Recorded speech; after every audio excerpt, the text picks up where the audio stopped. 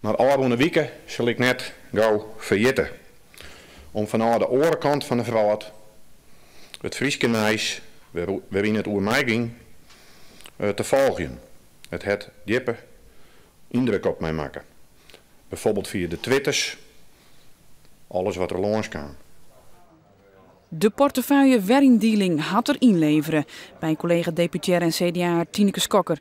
Ik al vind vrienden los dat een hol gebaar voor die laatste per weken.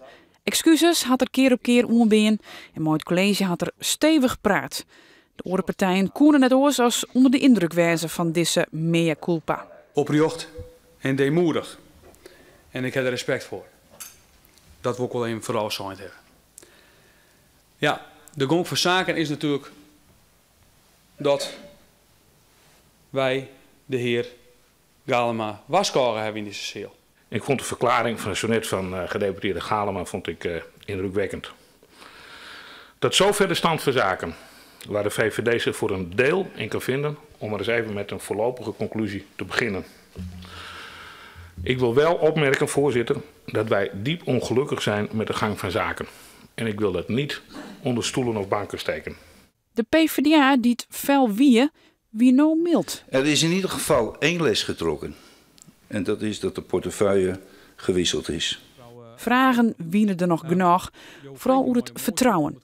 Is er bij het college, na deze gemaakte afspraken, voldoende vertrouwen dat deze gedeputeerden niet opnieuw en dan op een ander dossier weer uitspraken gaan doen?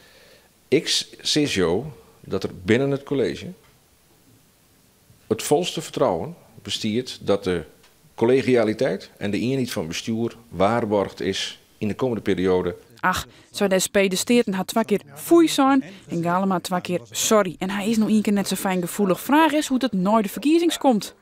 Gaat u dan die portefeuille ook niet meer op u nemen of gaat u dan die portefeuille wel weer op u nemen? De toch GroenLinks onkundige moosje van wantrouwen kwam er net. Galema bloot oranje.